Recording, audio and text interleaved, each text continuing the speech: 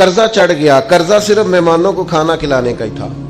تو ایک دن سارے ہی قرض خواہ کے بیٹھ کے کہنے لگا بابا پیسے دیں گے تو جائیں گے, پیسے رکھ.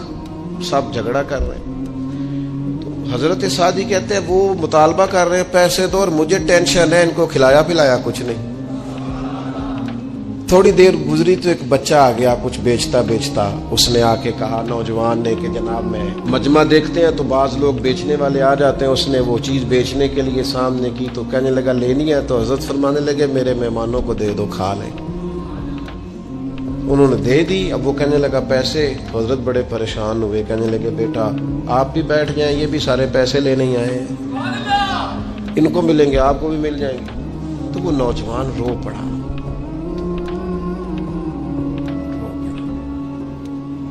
کہنے لگا حضرت صاحب میں تو یتیم ہوں, بہنیں اور ماں انتظار کر رہے ہیں. حضرت بڑے پریشان ہوئے, یہ کیا ہو گیا. فٹافٹ سوچنے لگے کہیں سے بندوبست ہو اور اس کو میں فارغ کروں. وہیں بیٹھے تھے کہ ایک عقیدت مند نذرانہ لے کے آیا. ڈھیر سارا نذرانہ پیش کیا. حضور میرا دل کرتا ہے, اور حضور کا فرمان ہے جو بن مانگے ملے وہ اللہ کی طرف سے, اسے قبول کرو جو بغیر چاہت کے آئے. تو اس نے نظر پیش کی تو وہ ڈھیر سارا نذرانہ تھا. حضرت نے جن کے پیسے دینے تھے سب کو دیے, اس کو بھی دیے. سب قرضے ادا کر کے بھی تھوڑے سے بچ گئے. تو ایک بندہ صاحب دل تھا, کہنے لگا حضرت ہم بڑے دنوں سے آ رہے تھے, پیسے نہیں مل رہے تھے, آج کیسے مل گئے.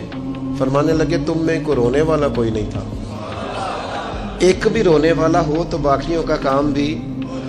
سنو نا, حدیث ہے بہقی شریف میں. حضرت حیثم بن مالک رضی اللہ تعالیٰ عنہ فرماتے ہیں نبی پاک علیہ السلام خطبہ دے رہے تھے, تقریر فرما رہے تھے. حضور کی باتیں دلوں کے میل کچیل اتارتی چلی جا رہی. فرماتے ایک شخص نبی پاک علیہ السلام کے سامنے بیٹھ کر حضور کی گفتگو سن رہے تھے, وہ رو پڑے. ساری گفتگو چھوڑ کے نبی پاک صلی اللہ تعالی علیہ وسلم کی توجہ اس شخص کی طرف ہو گئی. ہوا کیا ہے؟ وہ تقریر سنتے, بات سنتے بس رو پڑے. تو نبی پاک علیہ الصلوۃ والسلام فرمانے لگے آج اگر وہ سارے مومن بھی یہاں موجود ہوتے جن کے گناہ پہاڑوں کے برابر وزنی ہوتے تو اس ایک بندے کے رونے کی وجہ سے اللہ سب کی بخشش فرما دیتا. اور نبی پاک علیہ الصلوۃ والسلام فرمانے لگے یہ رویا ہے تو اس کے رونے پر فرشتے بھی روئے ہیں. اور فرشتے دعا کر رہے ہیں کہ اے اللہ یہ جو نہیں روتے نا ان کے حق میں ان کی سفارش قبول کر لے جو تیری بارگاہ میں روتے ہیں. جو تیرے حضور عرض گزار ہوتے ہیں ان کی سفارش قبول کر لے, ان کے حق میں قبول کر. کسی شخص کو کوئی گہرا صدمہ اگر پہنچتا ہے, اس کے کسی قریبی کا انتقال ہو جاتا ہے یا وہ کسی آزمائش کا شکار ہو جاتا ہے اور اس کے آنسو نہیں نکلتے تو لوگ کہتے ہیں یہ بیمار ہو جائے گا. اگر یہ رو نہیں رہا تو یہ شدید ذہنی دباؤ کا شکار ہو جائے گا. انسان روتا ہے, آنسو نکل آتے ہیں تو اس کی طبیعت سے بہت ساری چیزیں, بہت سارا بوجھ ہٹ جاتا ہے. رونا اللہ تعالیٰ نے انسانی فطرت کا تقاضا بنایا ہے کہ جس طرح وہ خوش ہوتا ہے, ہنستا ہے تو اس کے چہرے سے وہ چیزیں آشکار ہوتی ہیں, تو اسی طرح جب وہ رو پڑتا ہے اور آنسو اس کے رخساروں سے چھلک آتے ہیں تو یہ اس کے غم کا اظہار ہوتا ہے. ہمارا یہ مسئلہ ہے کہ روتے بہت زیادہ ہیں لوگ اور کثیر تعداد میں آنسو بہاتے ہیں, لیکن منظر تکلیف کا یہ ہے کہ بندے بندوں کے لیے روتے ہیں, بندے دولت کے لیے روتے ہیں, اقتدار کے لیے روتے ہیں, من چاہی زندگی کے لیے روتے ہیں, بندے حصول زر کے لیے روتے ہیں. ہمیں کہا گیا تھا رو, لیکن رونا اللہ رسول کے لیے. ایک تو بندوں کے لیے نہیں رونا اور ایک بندوں کے سامنے نہیں رونا. رونا ہے تو اللہ کے لیے, اس کے محبوب کی محبت کے لیے, اور چونکہ یہ معاملہ ہی اللہ رسول کے ساتھ ہے تو پھر بندوں کے سامنے کیا رونا؟ جب ان کے لیے رونا ہے تو پھر ان کی بارگاہ میں رونا ہے۔ ہم اس معاشرے میں آج آنکھیں کھولتے ہیں اور دیکھتے ہیں تو اس معاشرے کا ایک بہت بڑا مسئلہ غیر سنجیدگی ہے، ہنسنا ہے، اور غیر سنجیدہ ہنسنا ہے، مزاح سے ہٹ کر آگے نکل کر دل لگی سے آگے جا کر ہم مذاق کے عادی ہو گئے، اور مذاق بھی اس طرح کا کہ ہم دوسروں کی توہین کرتے ہیں، ہم دوسروں کو اذیت پہنچاتے ہیں، دوسروں کی کسی چیز کا ذکر کر کے اس کا مذاق بناتے ہیں۔ قرآن مجید سورہ توبہ میں ارشاد فرماتا ہے فَلْيَضْحَكُوا قَلِيلًا وَلْيَبْكُوا كَثِيرًا، فرمایا انہیں چاہیے تھا کہ تھوڑا ہنستے، وَلْيَبْكُوا كَثِيرًا، اور زیادہ روتے۔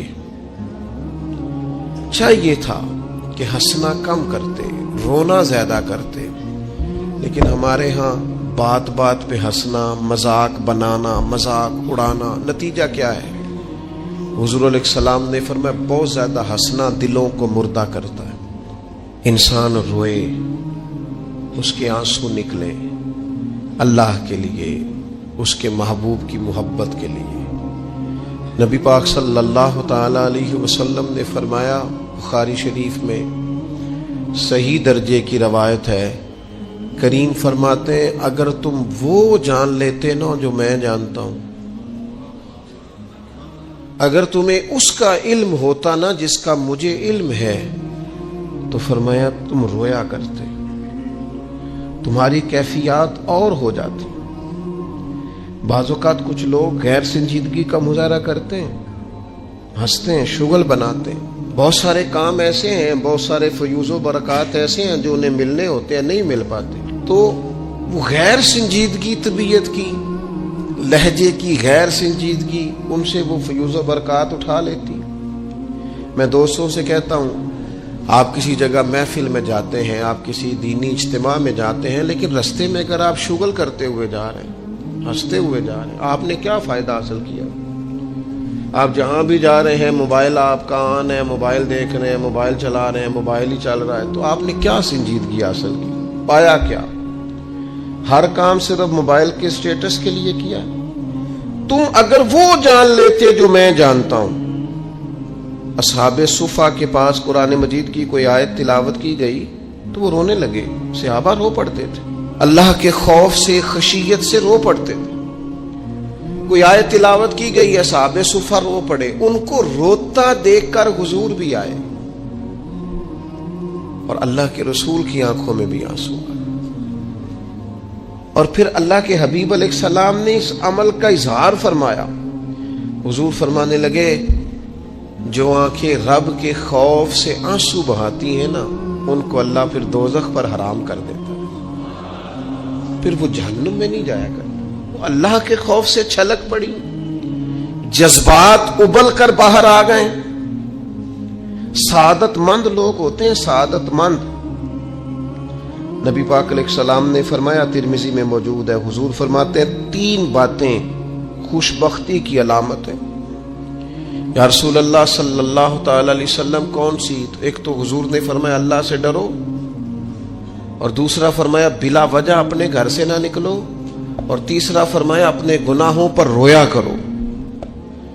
اگر تمہیں رونا آ جاتا ہے تو یہ سعادت مندی ہے تمہارے لیے۔ مجھے کچھ دوست کہتے ہیں مجھے غصہ بڑا آتا ہے، تو میں کہتا ہوں مجھے بھی بڑا آتا ہے، بڑا آتا ہے، لیکن اپنے گناہوں پر آتا ہے، اپنی غلطیوں پر آتا ہے۔ مجھے زندگی میں جتنا غصہ آیا ہے اپنی کوتاہیوں پر آیا، جہاں جہاں مجھ سے سستیاں ہوئی ہیں مجھے ان پر غصہ آتا ہے، اور جب اپنے آپ پر غصے سے فارغ ہوں گے تو کسی اور پر بھی کر لیں گے۔ ابھی تو ڈھونڈتا پھرتا ہوں اے اقبال اپنے آپ کو، آپ ہی گویا مسافر، آپ ہی منزل ہوں میں۔ میرے عزیز، اگر انسان کو یہ سعادت مندی نصیب ہو جائے، وہ کبھی اپنے مالک کے خوف سے رو پڑے، کبھی اس کی محبت میں رو پڑے۔ مجھے بتائیں نا، بچہ جب رو ہی پڑتا ہے تو پھر اماں سارے کام چھوڑ کے متوجہ ہو جاتی، لوگ کہتے ہیں وہ میرے پاس آیا تھا تو بس رو ہی پڑا تھا، تو پھر میں کیا کرتا؟ وہ رو ہی پڑا ہے تو معاملہ ختم ہو گیا. بچے کی شدید غلطی پر اسے ڈانٹا تھا پر وہ رو پڑا، نرم ہو گیا دل ماں کا، باپ کا، چچا کا، بڑوں کا، چونکہ وہ رو پڑا ہے. عزیز بھائی، جب تو بھی رب کی بارگاہ میں رو ہی پڑے گا نا، جب تو اس کی خشیت سے ٹوٹ ہی جائے گا نا، جب اس کے حضور آ کے عرض کرے گا نا مالک میں کہاں جاؤں تیری بارگاہ میں نہ ہوں، کہاں جاؤں. اعلیٰ حضرت بریلوی رحمت اللہ علیہ کے والد تھے، بڑے درد سے دعا کرتے تو لوگ ان سے دعائیں کرایا کرتے تھے، اور عجیب سے نا دعا کے اندر محو ہو جاتے تھے. اپنے لفظوں میں بات کروں تو بڑی کھوب کے دعا کرتے سن. بعض بندے رٹیاں رٹائیاں دعاواں کرتے، بس وہ ٹھیک ہے، ہاتھ اٹھا دیے جو مولانا صاحب کہیں گے ہم بھی. وہ بڑے محو ہو کے دعا کرتے تھے. تو کسی نے ان سے کہا حضرت اتنی للہیت سے اور اتنی محویت سے اور اتنے ذوق سے دعا کیسے؟ فرمانے لگے میں نے اپنی بیوی سے طریقہ سیکھا ہے.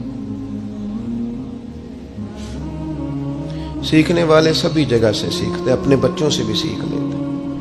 اور جن کا خیال ہونا ہمارے پاس کل عقل آ گئی ہے، وہ بیچارے عقل کو خیر بات کہہ دیتے ہیں. جن کو سارا ہی پتہ ہے انہیں کچھ پتہ نہیں. کہتے بیوی سے سیکھا ہے دعا مانگنے کا طریقہ. حضرت وہ کیسے؟ فرمانے لگے اسے کوئی کام تھا مجھ سے، کوئی گھر کا خرچہ تھا، اس نے بتایا خرچہ، میں نے اسے کہا ابھی میرے پاس پیسے نہیں ہیں، آتے ہیں تو دوں گا. 2-4 دنوں کے بعد پھر اس نے کہا، میں نے کہا تھا گھر کے خرچے کے لیے کچھ پیسے، تو فرماتے ہیں میں نے کہا ابھی میرے پاس نہیں ہے، آتا ہوں تو دیتا. عورتوں کی عادت ہوتی ہے بار بار یاد کرانا. کہتے اس نے پھر یاد کرایا. وہ میں نے گزارش کی تھی کچھ پیسے چاہیے، فرماتے مجھے غصہ آ گیا. میں نے کہا تو کیا روز ایک ہی بات کرتی ہے، تجھے کہا ہے نا ابھی پیسے نہیں ہیں، آتے ہیں تو دے دوں گا. ہر روز یاد کرانے کا کیا مطلب ہے؟ ایک ہی بات کا رٹا لگایا، پیسے چاہیے، پیسے ٹھیک ہے، خرچ ہے، آپ ٹھیک کہہ رہی، پر ابھی نہیں میرے پاس. کہتے میں نے ڈانٹ دیا. سعادت مند خاتون تھی، حوصلے سے ڈانٹ برداشت کی. تو کہنے لگی غلطی ہو گئی، مجھے نہیں بار بار کہنا چاہیے تھا، آپ تو ناراض ہی ہو گئے، لیکن ایک بات یہ کہنی تھی کہ آپ ہی میرے شوہر ہیں، میں آپ سے نہ کہوں تو پھر کس سے جا کے کہوں؟ آپ سے ہی کہنا ہے نا، میں نے، آپ ہے نا میرے سر کے تاج، تو کس سے اور کہوں؟ میں اور کسی سے کہوں؟ شیخ فرماتے ہیں میرے ہاتھ میں کچھ چیز تھی، ہاتھ کانپا، وہ چیز گری، چھم چھم میرے آنسو ٹپکے، چھم چھم میں رو پڑا. تو خاتون کہنے لگی آپ کیوں روئے، کیا ہوا؟ تو فرمانے لگے مجھے تو رب سے مانگنے کا طریقہ تو نہیں سکھا دیا. جب میں اس کی بارگاہ میں عرض کروں گا نا مالک بڑے دروازوں پہ گیا ہوں کوئی نہیں میری سنتا، بڑے درد کے ساتھ میں نے کہا ہے پر فریاد کو کوئی نہیں پہنچا، اے اللہ تو ہی میرا رب ہے، پھر تجھے نہ کہوں تو کس کی بارگاہ میں جا کے کہوں؟ میں بیمار ہوں اور شفاؤں کے لیے ترس گیا ہوں، میں مقروض ہوں اور جان چھڑانے کے لیے ترس گیا ہوں، میں کمزور ہوں اور سعادت پانے کو ترس گیا ہوں، میں بے کیف ہوں اور سجدوں کی لذت کے لیے بے چین ہو گیا ہوں، میں بے کیف ہوں اور چاہتا ہوں میرا قرآن پاک کی تلاوت سے دل لگے، پر مالک جب توفیق تو دینے والا ہے تو پھر تجھ سے نہ کہوں تو میں کس سے جا کے کہوں؟ نبی پاک صلی اللہ تعالی علیہ وسلم نے فرمایا 2 آنکھیں دوزخ میں نہیں جائیں گی.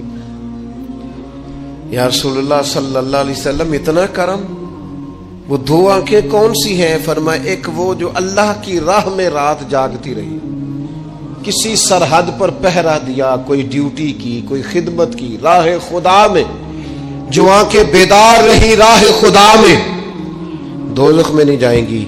اور دوسرا فرمایا جو رب کی یاد میں رو پڑی، جس سے خشیت آئی، جو ڈر گیا، پر ڈرا اللہ کے لیے. آنسو فار سیل نہ ہو، کوئی اداکاری کا ماحول نہ بنائے، وہ اس طرح نہ ہو رو رو کے دعا، رکت انگیز دعا، اور فلاں کیا بات، فلاں کے بڑا رلایا اور فلاں میں بڑا درد تھا اور فلاں کے آنسو نکل آئے اور پیر صاحب قبلہ رو ہی پڑے، فار سیل نہ ہو چیزیں، اداکاری نہ ہو، اس کی طبیعت پر پورا اثر ہو.